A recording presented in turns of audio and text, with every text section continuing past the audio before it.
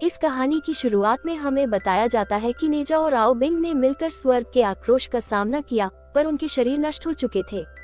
इसीलिए मास्टर ताइजेन ने अपने जादुई इंद्रकमल में उनकी आत्मा को बचा लिया। गांव के सभी लोग वहां आ चुके थे और वह उस लोट से एक हाइजीनिक कमल जल तैयार कर रहे थे। पर नेजा को कुछ गड़बड़ लगती है क्योंकि लोग गंदी चीजें उसमें मिला रहे थे और अब कमल जल में ताइजेन उन दोनों की आत्माओं को भेज देते हैं। पिंग अपने तराशने की कला का इस्तेमाल करके उन दोनों की बॉडी को पहले की तरह ही शेप दे देता है, पर उनकी बॉडी अभी सख्त नहीं हुई थी, जिससे वह ठीक से मूव भी नहीं कर पा रहे थे। ताइजेन कहते हैं कि तुम दोनों अभी अंडर कंस्ट्रक्शन हो, इसीलिए हिलो मत। अब वहाँ पर महाराज और महारानी भी आ जाते हैं। महाराज कहते हैं कि हमने सेना तैयार कर ली है ताकि हम शेन का सामना कर सकें। ताइजेन कहते हैं कि अकेला शेगोंग बाओ हमारा कुछ नहीं बिगाड़ सकता। तभी नेजा अपनी बॉडी से बाहर आ जाता है और कहता है कि आपने हमें पुराना रूप क्यों दिया? आपको मुझे एक नया रूप देना चाहिए था जिससे मैं और भी शानदार लगूं। महाराज और महारानी को भी ऐसा ही लगता है। पिंग नेजा के अनुसार उसकी फिजिकल बॉडी में बदलाव करता है, पर महाराज महारानी चाहते थे कि नेजा हैंडसम, मजबूत और महान हो, जो सबका राजा हो। पर पिंग अपने हथियार छोड़ देता है क्योंकि वह ऐसी बॉडी नहीं बना सकता और नेजा को खुद अपनी बॉडी डिजाइन करने को कहता है। नेजा अब अपनी बॉडी बनाने लग जाता है, पर वह बिल्कुल कार्टून की तरह लग रहा था। इसीलिए महारानी और नेजा कहते हैं कि पहला मॉडल ही सही था और अब वह पिछला रूप ही फाइनल करके ताइजेन नेजा का अग्नि की ताकतों से अभिषेक करते हैं और आओ बिंग का जल तत्वों से अभिषेक करके रिफाइन करने लगते हैं। तभी एक सैनिक आकर बताता है कि समुद्र पर कोई शत्रु दिखाई दिया है। शायद वह शेन गोंगबाओ हो और वह अकेला आया है। महाराज और महारानी उन्हें रोकने जाते हैं क्योंकि शेन पूरे गांव को तबाह करना चाहता था ताकि उसकी सच्चाई किसी को पता ना चले कि उसने आत्मिक मोती चुराया था। आओ बिंग भी उन्हें रोकने के लिए जाना चाहता था, पर ताइजेन उसे रोक देते हैं और कहते हैं कि तुम्हारा शरीर अभी पूर्ण नहीं हुआ। महाराज की पूरी सेना समुद्र के किनारे पर शेगोंग बाओ को रोकने के लिए तैयार थी। महाराज शेन से पूछते हैं कि तुम आखिर यहाँ क्यों आए हो? शेन कहता है कि तुम्हें मेरी सच्चाई पता चल गई है कि मैं लंग्स ड्रैगन के साथ षड्यंत्र रच रहा हूँ, इसीलिए मैंने सोचा कि मैं खुद ही तुम सभी को खत्म कर दूं। महाराज कहते हैं कि चैनतान पास पर मेरी पूरी सेना मौजूद है और मास्टर ताइजेन भी हमारे साथ हैं। तुम अकेले हमारा कुछ नहीं बिगाड़ पाओगे। शेन कहता है कि तुम्हें किसने कहा कि मैं अकेला आया हूँ, और वह अपने पास मौजूद एक वही ड्रैगन नेल को बाहर निकालता है क्योंकि उसने ड्रैगन एम्परर के साथ मिलकर एक प्लान बनाया था कि अगर वह पूरे चैनतान पास को नष्ट कर दे तो महागुरु को उनकी सच्चाई पता नहीं चलेगी और उन्हें नर्क में नहीं भेजा जाएगा। ड्रैगन एम्परर की बहन ने अपने आकाश फाड़ने वाले नाखून को शेन को सौंप दिया क्योंकि स्वर्ग की वजह से सभी डीमन उस जगह पर कैद थे और वह आजाद नहीं हो सकते, पर वो नाखून से खोले गए पोर्टल से बाहर आ जाते हैं। अब शेन अपनी स्वॉर्ड के साथ उस आकाश फाड़ने वाले नाखून को मिला लेता है और वहां पर वॉइड पोर्टल ओपन कर देता है, जिससे बेरियों में स्वर्ग के द्वारा कैद किए गए दानव लावे के साथ बाहर आने लगे। सभी सैनिक हैरान थे कि आखिर पाताल के दानव यहाँ कैसे आ सकते हैं। ये तो हजारों वर्षों से पाताल में कैद थे। वही वह वाटर डीमन दोनों पहरेदारों के साथ बाहर आ गया था और वह वहां से भाग जाता है। दोनों पहरेदार आपस में ही फाइट करने लगते हैं क्योंकि वह खुद को घायल करना चाहते थे ताकि महाराज को लगे कि उस डीमन ने उनके साथ ऐसा किया। ताइजेन उन दोनों को देख रहे थे और उन्हें पहरा देने को बोलते हैं। दोनों अपने हथियार से वहां एक प्रोटेक्टिव शील्ड क्रिएट कर देते हैं। पाताल के राक्षस चैनतान पास की सेना पर टूट पड़े थे और वह तेजी से सभी सैनिकों को मार रहे थे। महाराज और महारानी भी उन राक्षसों से फाइट करने लग जाते हैं। महारानी अपने सैनिकों को बचा रही थी और डीमंस को मार रही होती है। तभी शेन की नजर एनर्जी शील्ड पर जाती है, इसीलिए शेन उस तरफ जाने लगता है। महाराज और महारानी जब ये देखते हैं तो उसे रोकने जाते हैं। शेन आओ बिंग को जिंदा देखकर खुश होता है। आओ बिंग बताता है कि ताइजेन मुझे नया शरीर दे रहे हैं, इसीलिए आप ये युद्ध बंद कर दीजिए। पर शेन नेजा को मारना चाहता था, इसीलिए वह उस ढाल को तोड़ने लग जाता है, पर वो उसे नहीं तोड़ पाता। इसीलिए ताइजेन उसे चिढ़ाने लगता है कि तुम इसे तोड़ नहीं सकते। तो शेन अपनी स्वॉर्ड का इस्तेमाल करके एक और पोर्टल ओपन कर देता है, जिससे ड्रैगन एम्परर के तीनों भाई बहन उस पोर्टल से बाहर आ जाते हैं, जो एक साथ मिलकर उस ढाल को तोड़ देते हैं और इससे एक तेज धमाका होता है। महाराज और महारानी भी दूर गिर जाते हैं, पर आओ बिंग ने नेजा और ताइजेन को बचाने के लिए एक प्रोटेक्टिव शील्ड एक्टिवेट कर दी थी, जिससे वह बच जाते हैं। पर इससे आओ बिंग का शरीर कमजोर पड़ रहा था, जिससे उसमें क्रैक उत्पन्न होने लगे। ड्रैगन एम्परर को भी पता चल जाता है कि उसके बेटे की जान खतरे में है, इसीलिए वह अपनी स्पीड के साथ बाहर आ जाता है और अपने बेटे को संभालता है। आओ बिंग कहता है कि मैं अपने लोगों को बचाने में नाकाम रहा। ड्रैगन किंग कहते हैं कि मैं सिर्फ यही चाहता हूँ कि तुम सुरक्षित रहो, मेरे लिए यही काफी है। आओ बिंग रोने लगता है। नेजा अब उस लोट से बाहर आ जाता है। वो हैरान होता है कि आखिर आओ बिंग की बॉडी कैसे बेकार हो रही है। ताइजिन बताते हैं कि आओ बिंग ने अपनी बॉडी से ज्यादा जोर लगा लिया, जिससे इसका शरीर बिखर रहा है। शेन कहता है कि तुम्हें दिव्य लोट से आओ बिंग के लिए एक और बॉडी तैयार करनी होगी, पर उस कमल की ऊर्जा खत्म हो चुकी थी। नेजा बोलता है कि बिना कमल के तो आओ बिंग की आत्मा नष्ट हो जाएगी। गुरुदेव, आपको कुछ करना होगा। ताइजिन कहते हैं कि बिना पवित्र कमल के मैं आओ बिंग को नहीं बचा सकता। आओ बिंग की बॉडी लगातार पत्थर में तब्दील होकर नष्ट हो रही थी, पर वह अपने पिताजी को बोलता है कि इस चैनतान पास की इसमें कोई गलती नहीं, इसीलिए आप इन पर दया कीजिए। हमें ये सब बंद करना होगा, यही मेरी आखिरी इच्छा है। और अब उसकी सोल बाहर आ जाती है। नेजा अपने इकलौते दोस्त को नहीं खोना चाहता, इसीलिए वह जोर देकर गुरुदेव से पूछता है कि कोई रास्ता तो जरूर होगा जिससे आओ बिंग को बचाया जा सके। वह कहते हैं कि आओ बिंग को तुम्हारी बॉडी में रहना होगा। ड्रैगन किंग कहते हैं कि आखिर दो आत्माएं एक बॉडी में कैसे रह सकती हैं? इससे इन दोनों की जिंदगियों को खतरा होगा। ताइजिन बताते हैं कि आत्मिक मोती और दानव गोला एक ही शरीर से निकले हैं, इसीलिए इसमें कोई समस्या नहीं होनी चाहिए। नेजा जल्दी से आओ बिंग को अपनी बॉडी के अंदर बुला लेता है। नेजा को अजीब फील हो रहा था और उसे अंदर से आओ बिंग की आवाज सुनाई दे रही थी, जिससे वह खुश हुआ कि अब आगे काफी मजा आएगा। ड्रैगन किंग कहते हैं कि इस समाधान से तो हम सिर्फ 7 दिनों तक ही आओ बिंग को बचा पाएंगे और उसके बाद क्या होगा। ताइजिन बताते हैं कि यशु महल की तिजोरी में एक एलिक्जर मौजूद है, जिसे संजीवनी बूटी के नाम से भी जाना जाता है, जो जादुई चीजों की शक्ति लौटा सकती है। हम जैसे ही उसे हासिल करेंगे तो पवित्र कमल फिर से खिल उठेगा। शेन कहता है कि मुझे नहीं लगता कि महागुरु लूमस के बेटे को बचाने के लिए तुम्हें वह संजीवनी बूटी देंगे। तो ड्रैगन किंग गुस्से में कहता है कि अगर वह मेरे बेटे को नहीं बचाएंगे तो मैं स्वर्ग पर भी हमला करूंगा। शेन बताता है कि मेरे पास एक योजना है। यशु महल चांद संप्रदाय के बीच स्थित है और चांद के जो शिष्य सबसे ज्यादा माहिर होते हैं, उन्हें आगे बढ़ने के लिए ट्रायल लेने का मौका मिलता है। और जो इन 3 ट्रायल को पास कर लेते हैं, उन्हें न केवल अमरता मिलती है बल्कि यशु की तिजोरी से कोई भी एक जादुई चीज लेने का अधिकार भी मिल जाता है। यानी वह चाहता था कि नेजा उस ट्रायल में हिस्सा ले और उस संजीवनी बूटी को हासिल कर ले। नेजा खुश होता है क्योंकि इससे वह भी अमर बन जाएगा और नेजा और आओ बिंग दोनों की जान बच जाएगी। पर महाराज को ये ठीक नहीं लगता। वह कहते हैं कि हमें सच्चाई की राह पर चलकर महागुरु के आगे प्रार्थना करनी चाहिए।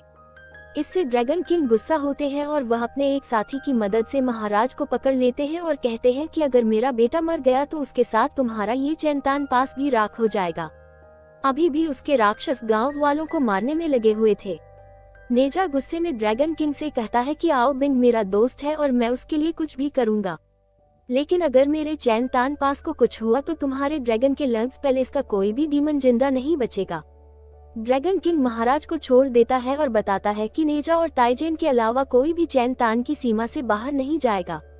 7 दिनों के अंदर अगर आओ बिंग ठीक नहीं हुआ और मेरे इस हमले की खबर बाहर गई तो चैनतान पास हमेशा के लिए राख हो जाएगा। और वह शेन से बोलता है कि मुझे अपने इन ड्रैगन भाई बहनों पर भरोसा नहीं और न ही मैं अपनी सोल पावर से इस जगह पर बाहर रह सकता हूँ। इसीलिए शेन, तुम्हें ही चैनतान पास की पहरेदारी करनी होगी। शेन उनकी बात समझ जाता है। गांव के सभी लोग भी नेजा को अलविदा कहने के लिए आए होते हैं क्योंकि नेजा मास्टर के साथ यशु पैलेस जाने वाला था। गांव वाले अब नेजा से काफी खुश थी क्योंकि उसकी वजह से चैनतान पास बच जाएगा और गांव के बच्चे भी बोलते हैं कि युवराज, आज से हमारी दानव भक्षक गैंग का नाम नेजा गैंग होगा और हम सभी आपके आदेश का पालन करेंगे। पर नेजा तो उनके साथ खेलना चाहता था, पर कोई उसके साथ शटलकॉक गेम खेलने को तैयार नहीं होता क्योंकि नेजा की पावर बहुत ज्यादा थी। महाराज उसके साथ खेलते हैं पर उन्हें चोट लग रही थी, जिससे महारानी भी आगे आ जाती है। पर नेजा समझ जाता है कि उसके माता पिता उसे खुश करने के लिए कुछ भी करने को तैयार हैं और अब उसके जाने का वक्त हो गया था। महारानी उसे हग करने लगती है, पर सभी गांव वाले देख रहे थे, इसीलिए नेजा उन्हें हग नहीं करता और अपना सामान लेकर ताइजेन के साथ वहां से निकल जाता है। रास्ते में ताइजेन महारानी का पैक किया हुआ खाना मजे से खा रहे होते हैं। वो नेजा से कहते हैं कि क्या तुमने ट्रायल के बारे में कुछ सोचा कि तुम उन्हें कैसे पास करोगे। नेजा पूछता है कि आखिर इन 3 ट्रायल में मुझे क्या करना होगा। वह बताते हैं कि तुम्हारी साधना की परीक्षा ली जाएगी और तुम्हें धरती के भयानक दानवों जैसे 3 दैत्य राजाओं को हराना होगा। नेजा बोलता है कि लड़ना ही तो है, इसमें तो मैं माहिर हूँ। लेकिन अगर नेजा ने ट्रायल के दौरान अपनी डीमन पावर का इस्तेमाल किया तो उसकी सच्चाई सामने आ जाएगी, क्योंकि यशु महल में दानवों के आने पर मनाही थी। इसीलिए अब नेजा डिसाइड करता है कि वह अपनी बॉडी पर आओ बिंग को कंट्रोल करने देगा ताकि उसकी आसुरी शक्तियों का किसी को पता ना चले। अब वह एक पहाड़ पर आ गए थे ताकि आओ बिंग नेजा की बॉडी में प्रैक्टिस कर सके, पर 2 आत्माएं एक बॉडी में होने से आओ बिंग नेजा की बॉडी को कंट्रोल नहीं कर पा रहा होता। ताइजेन को एक आइडिया आता है और वह अपने पास से नींद की गोलियां निकालते हैं, क्योंकि नेजा के सोते ही आओ बिंग पूरी तरीके से नेजा की बॉडी को कंट्रोल कर पाएगा। नेजा को यह आइडिया पसंद आता है, पर वह एक साथ सारी गोलियां खा गया जिससे वह तुरंत बेहोश हो गया। अब आओ बिंग नेजा की बॉडी को कंट्रोल कर लेता है, जिससे उसका फेस भी बदल चुका था। इससे ताइजेन खुश होते हैं और अब आओ बिंग अपनी दिव्य शक्तियों का इस्तेमाल करके ताइजेन से फाइट करने लग जाता है, पर आओ बिंग काफी पावरफुल होने से उन्हें काफी पीटता है। अब वह आगे बढ़ने लगे। वह कुलून पर्वत से होते हुए आगे बढ़ते हैं। वहाँ काफी सारे लोग उस पर्वत की तरफ बढ़ रहे थे। ताइजेन बताते हैं कि यह कोई स्वर्ग का रास्ता नहीं, पर यह सभी लोग अमर होने के लिए चांद सेक्ट में शामिल होना चाहते हैं, और वह आओ बिंग को चांद सेक्ट की जेड स्लिप दिखाते हैं जो चांद सेक्ट की अमर आत्मा की निशानी थी। और नेजा के जो 2 भाई हैं, वह पहले ही ट्रायल में सफल हो चुके थे और उन दोनों की गिनती संप्रदाय के अव्वल शिष्यों में होती है। और अब वह कुछ ही देर में यशु महल में पहुंच जाते हैं, जो काफी खूबसूरत होता है।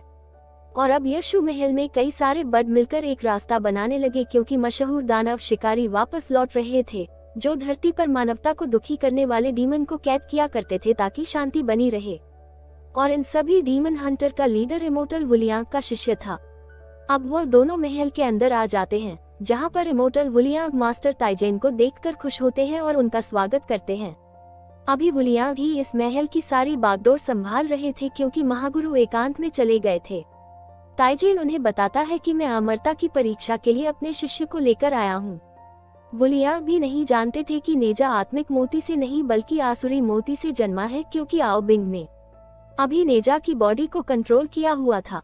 पर अचानक नेजा की वापस आंख खुल जाती है और उसे सुसु आ रहा था, इसीलिए वह पास के ही तालाब में सुसु करने लगता है। पर ताइजेन उसे रोक देते हैं कि यह कोई सुसु करने की जगह नहीं है। वुलियांग की डिसिपल ग्राना नेजा को शौचालय लेकर जाने लगती है। नेजा ग्राना से सवाल पूछ रहा होता और उसे बहुत जोर की लगी थी, इसीलिए वह जल्दी से आगे जाने लगा, जिससे ग्राना की ड्रेस फट जाती है। ग्राना कपड़े बदलने के लिए चली जाती है। नेजा को शौचालय का रास्ता पता नहीं होता, इसीलिए वो पवित्र जल के कमरे में आकर वही सुसु कर देता है और उस जल को वुलियांग बड़े चाव से पीते हैं। ताइजेन भी उसका सेवन करने लगते हैं, पर नेजा बताता है कि मैंने इसमें ही सुसु किया, जिससे वह कुल्ला कर देते हैं और वुलियांग से बोलते हैं कि हमें देरी नहीं करनी चाहिए और जल्दी से नेजा के ट्रायल को शुरू कर देना चाहिए, क्योंकि समय बहुत मूल्यवान है। तो वह अपने शिष्य धीरू को नेजा के ट्रायल करवाने का काम सौंपते हैं और अब वह तीनों ही वहां से निकल जाते हैं। वहीं अब हमें चैंगटान पास का सीन दिखाया जाता है, जहां अब युद्ध खत्म हो चुका था। सभी डीमन शांत हो गए थे और शेन डीमन की मदद से प्रैक्टिस कर रहा होता है। तभी महाराज वहां आ जाते हैं। वह शेन से कहते हैं कि युद्ध की वजह से हमारे काफी लोग घायल हुए और इनके इलाज के लिए जड़ी बूटियां कम पड़ रही हैं, इसीलिए आप डॉक्टर्स के लिए दरवाजा खोल दें। शेन इनकार करता हुआ बताता है कि जो कोई आत्मिक मोती की सच्चाई जानता है, वह इस जगह से बाहर नहीं जा सकता। पर महाराज उनसे हाथ जोड़कर विनती करते हैं, क्योंकि वह लोगों को मरते हुए नहीं देख सकते, पर शेन का दिल नहीं पिघलता। तभी एक डीमन आकर बताता है कि हमने एक जासूस को पकड़ा है जो शहर के बाहर से आया है। वह लड़का शेन का भाई होता है जिसने अपना भेष बदला हुआ था।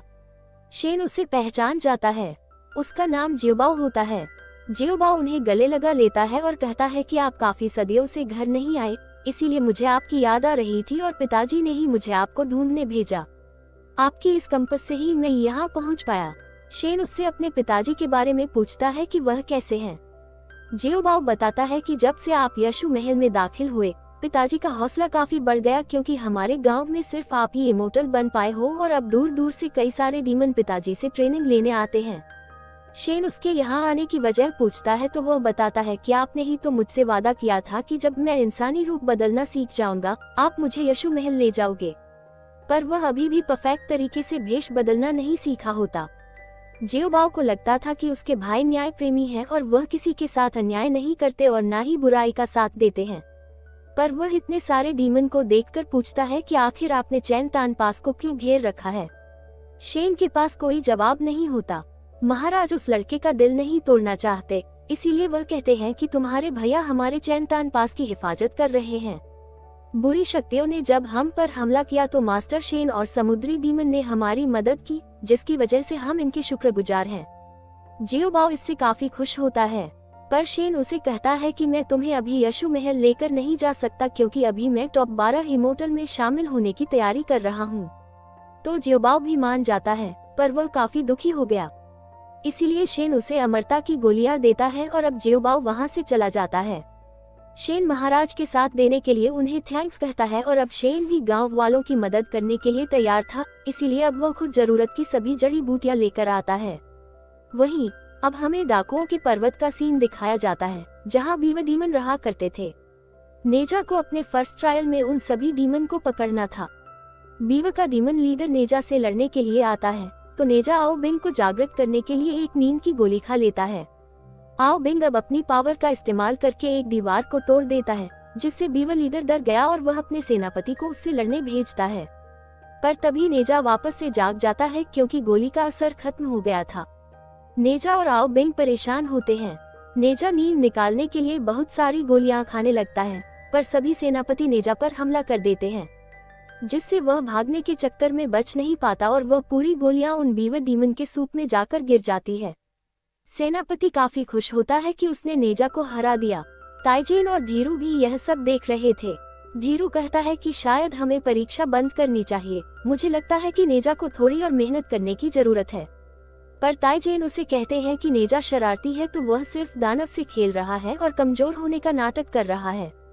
नेजा देखता है कि उसकी सारी गोलियां सूप के साथ मिल चुकी थी, इसीलिए नेजा उस पूरे सूप को ही पीने लगता है, पर वह बहुत गंदा था। बीवर लीडर को लग रहा था कि नेजा कमजोर है, वह उसे हरा देगा, इसीलिए वह हथियार लेकर नेजा की तरफ बढ़ने लगा। पर आओ बिंग के जागृत होने से आओ बिंग उसे काफी दूर फेंक देता है और अब आओ बिंग उस डीमन को बुरी तरीके से मारने लग जाता है। बीवर लीडर हार मान लेता है, पर तभी नेजा को उल्टी हो गई और वह वापस से जाग जाता है। सेनापति को लग रहा था कि वह नेजा को हरा सकता है और नेजा अपनी आसुरी शक्तियों का इस्तेमाल नहीं कर सकता था, इसीलिए बीवर उसे बुरी तरीके से पीटने लग जाता है। नेजा सोचता है कि मैं ट्रायल में हार नहीं सकता, मुझे अपने माँ बाप और पूरे चैनतान पास को बचाना है। इसीलिए वह अपनी की हुई उल्टी को ही पीने का दृढ़ निश्चय कर लेता है, पर उल्टी देखकर ही उसे वापस उल्टी हो जाती है और सेनापति उसे जोर जोर से किक मारता है, जिससे वह पत्थरों के पास जा गिरा और अब पत्थर नेजा पर गिरने की वजह से सभी डीमन को लग रहा था कि नेजा का काम खल्लास हो चुका है। पर नेजा सिर्फ बेहोश हुआ और उसके बेहोश होने की वजह से आओ बिंग जाग गया था और अब वह उस सेनापति को बहुत ही बुरी तरीके से मारता है और सभी डीमन के साथ दूर फेंक देता है, जिससे सभी डीमन वहां से भागने लगते हैं। पर धीरू अपने सभी साथियों की मदद से उन्हें घेर कर गिरफ्तार कर लेता है। आओ बिंग पूछता है कि आखिर आप सबको क्यों पकड़ रहे हो। धीरू कहता है कि यह डीमन इंसानों को तकलीफ देते हैं, इसीलिए हम इन सभी को यशु महल लेकर जाएंगे, जहां इन्हें बुराई के रास्ते से हटाकर अच्छाई के रास्ते पर चलना सिखाया जाएगा। और अब वह सभी डीमन को पकड़कर यशु महल आने लगते हैं। नेजा ने अपने फर्स्ट ट्रायल को पास कर लिया था। सभी लोग नेजा को देख रहे थे और कहते हैं कि यह जिंजा और मूजा का छोटा भाई है, जो आत्मिक मोती का पुनर्जन्म है। नेजा अपनी तारीफ सुनकर खुश हो रहा था, पर एक आदमी कहता है कि ये देखने में बिल्कुल भी एक युवराज की तरह नहीं लगता, बिल्कुल भूत जैसा लग रहा है। नेजा को काफी गुस्सा आता है और वह एक पिलर को उखाड़कर उसे मारने जाने लगा, पर ताइजेन उसे रोक लेते हैं। शाम को वुलियांग, नेजा और बाकी सभी शिष्यों को अपने पास बुलाते हैं क्योंकि आज 6 सितारे एक कतार में आने वाले थे, जिससे जेटअप में सभी अपने भाइयों से मिल सकते थे, यानी सभी गोल्डन इमोर्टल्स वहां आने वाले थे। कुछ ही देर में चांग संप्रदाय की सभी अमर आत्माएं वहां आ जाती हैं क्योंकि धर्म युद्ध कभी भी छिड़ सकता है, इसीलिए सभी इसी मुद्दे पर चर्चा कर रहे थे। चांग के एक इमोर्टल बोलते हैं कि हाल ही में जीएस सेक्ट ने भी बहुत तरक्की की है, इसीलिए हम सभी को उनसे होशियार रहना होगा और अपने सेक्ट को मजबूत बनाने की पूरी कोशिश करनी चाहिए। वुलियांग बोलते हैं कि आप सभी ने बिल्कुल ठीक कहा, मैं कब से इसी की तैयारी कर रहा था। और वो उन्हें अपनी तैयार की हुई 9000 इमोर्टल पिल्स दिखाते हैं। एक इमोर्टल कहते हैं कि इन गोलियों से हमारी पावर काफी बढ़ जाएगी, पर आपके पास इतनी सारी पिल्स कहाँ से आई? ग्राना कहती है कि गुरुजी ने अपनी साधना को दांव पर लगाकर ताहियान कुन के साथ कड़ी मेहनत से यह गोलियां बनाई हैं। सभी इमोर्टल इसके लिए वुलियांग का शुक्रिया अदा करते हैं। वुलियांग अब इस सभा को संपन्न करते हैं, पर एक इमोर्टल बताता है कि जिंजा और मुजाहा मेरे और पूजियान के डिसिपल हैं और वह सालों से दूर रहकर साधना कर रहे हैं, इसीलिए वह अपने छोटे भाई नेजा से कभी नहीं मिले और अभी इस सितारों की संगम को खत्म होने में थोड़ा वक्त है, इसीलिए हमें इन भाइयों की मुलाकात करवा देनी चाहिए।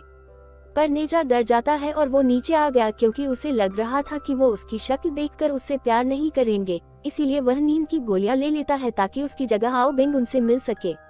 आओ बिंग अब ऊपर आ जाता है, जहां अब नेजा की वजह से आओ बिंग उन दोनों भाइयों से बात करता है। जब सितारों का संगम खत्म हुआ तो वहां से चले गए थे, पर आओ बिंग की आंखों में आंसू थे। नेजा इससे हैरान था। आओ बिंग बताता है कि तुम्हारे भाई बहुत अच्छे हैं और वह तुम्हारी काफी फिक्र करते हैं, जिससे मुझे मेरे भाइयों की याद आ गई, पर वो अब नहीं रहे। नेजा भी इससे इमोशनल हो जाता है और आओ बिंग से कहता है कि मुझे बचपन से काफी गुस्सा आता है और हम दोनों ही दानव पैदा हुए, जिससे हमारे पेरेंट्स को हमारी फिक्र होती है, पर यह हमारी गलती नहीं। हम सब कुछ ठीक करने के बाद अमर आत्माओं में अपनी जगह बनाएंगे, जिससे उन्हें सम्मान मिलेगा।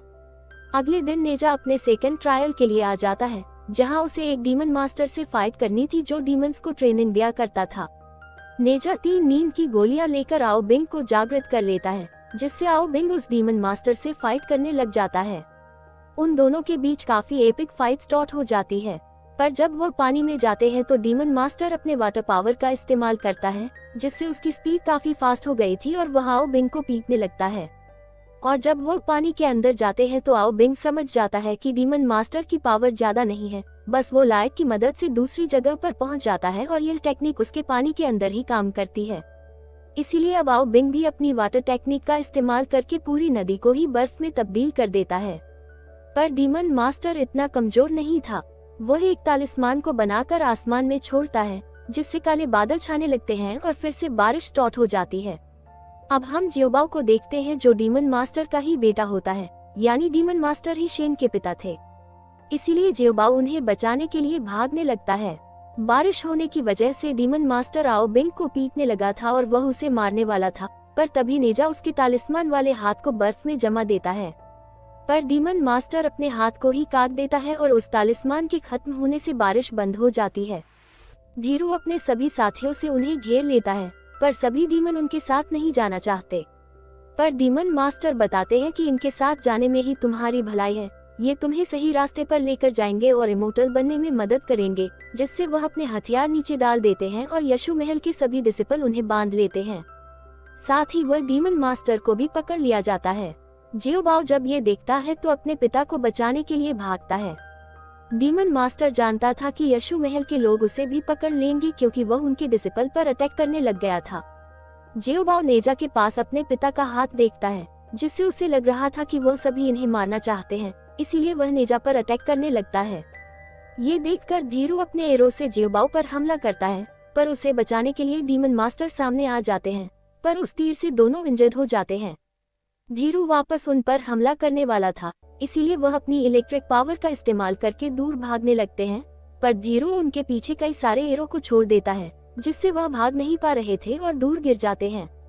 डीमन मास्टर अपने बेटे की जान बचाने के लिए उसे यहाँ से भगा देते हैं और डीमन मास्टर मारा जाता है। धीरू जियोबाओ पर भी तीर चलाने लगता है, पर आओ बिंग उसके सामने आकर उसे रोक लेता है और बताता है कि वह बस अपने पिता को बचाना चाहता था। वहीं महाराज और महारानी ने शेन को डिनर पर बुलाया होता है और वह साथ बैठकर खाना खा रहे थे। उस समुद्री डीमन को भी महाराज ने काम पर रख लिया था। महाराज कहते हैं कि यह भले ही दानव है, पर दिल का बहुत अच्छा है। तभी वहां डीमन जियोबाओ को लेकर आ जाते हैं, जो घायल हालत में था। शेन उसे देखकर परेशान होता है और उससे पूछता है कि तुम्हारा ये हाल किसने किया। तो वह बताता है कि इमोर्टल्स ने हमला किया, पिताजी का हाथ भी नेजा ने काट दिया और अब जियोबाओ की भी मौत हो जाती है, जिससे शेन काफी गुस्सा हो गया। वहीं नेजा के ट्रायल पास करने पर उसे बधाई दी जा रही थी। तभी चैनतान पास के दोनों सैनिक वहां आ जाते हैं, जो बताते हैं कि चैनतान पास पर बहुत बुरा हुआ है। नेजा अपने मास्टर के साथ वहां पहुंचता है। पूरा चैनतान पास तबाह हो चुका था, वहां कोई भी जिंदा नहीं बचा, सारे लोग मारे गए। नेजा के मॉम डैड भी नहीं बचे थे, जिससे वह काफी दुखी हो गया। उसे लग रहा था कि ड्रैगन किंग ने ही यह सब किया होगा और वह ड्रैगन राक्षसों से इसका बदला लेने का डिसाइड करता है। इसी के साथ यह पार्ट यहीं पर खत्म हो जाता है। नेक्स्ट पार्ट अगर आप जल्दी देखना चाहते हो तो मुझे कमेंट में जरूर बताना।